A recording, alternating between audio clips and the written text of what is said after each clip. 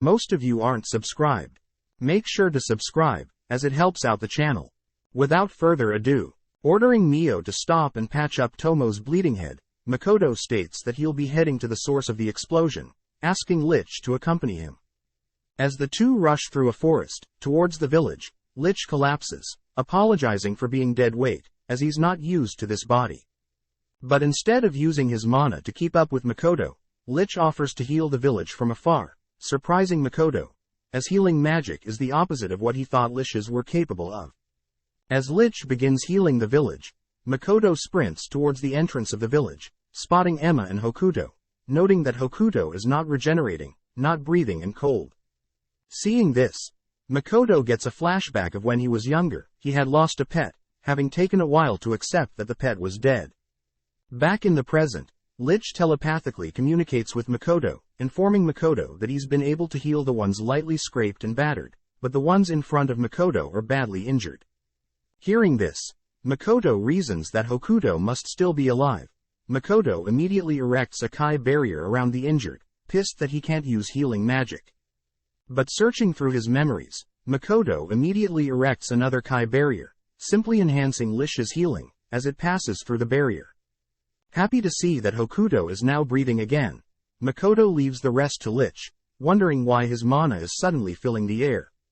Emma barely makes it to Makoto, handing Makoto an item of the orc assigned to guide the adventures in the illusionary city, but Emma points towards the explosion point, stating that Tomo's fragment and the orc are trying to stop adventurers who caused this.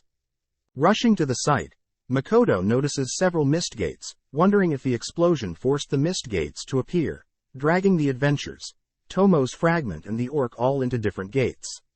Sensing something off, Makoto reaches to enter one of the mist gates, but he suddenly obtains the blonde adventurer's memories.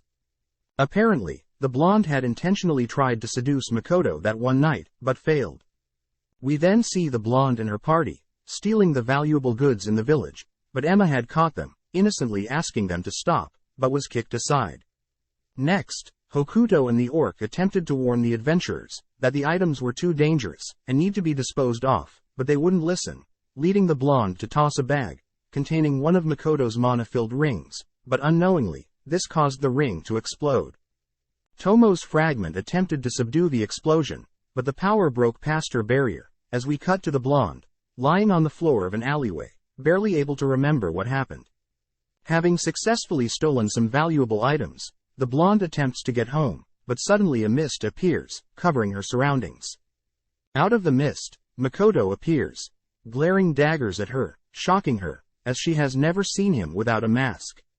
Since Makoto can't speak common yet, the blonde can't help but slowly back away, as Makoto begins walking towards her, stating that the blonde was only able to survive because of Tomo's fragment protecting her, but even still, it's quite unfair for trash like her to live.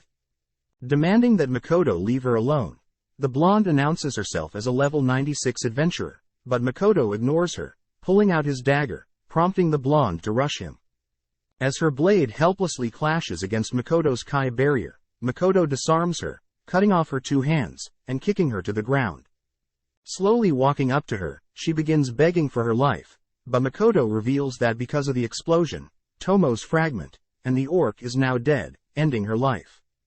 As he turns to leave, Makoto begins crying, realizing that death isn't normal, only to collapse to the ground, breaking down.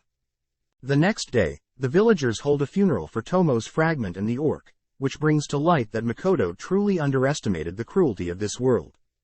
As Mio, Tomo, Makoto and Lich gather in a room, they all decide to give Lich the name Shiki, representing knowledge, or common sense. Happy to see Shiki pleased with his name, Makoto turns to ask Tomo how he was able to see the memories of the blonde adventurer, as that is a skill specific to Tomo. Makoto wonders if upon forming a pact with Tomo, Mio and Shiki, that he'll start growing dragon, spider and undead body parts, but this makes Tomo crack up.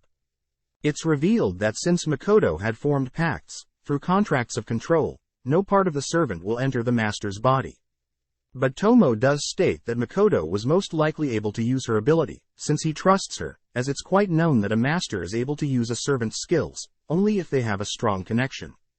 Hearing this, Mio gets jealous, listing off times when she's been close with Makoto, but Tomo matches her energy, listing her moments with Makoto.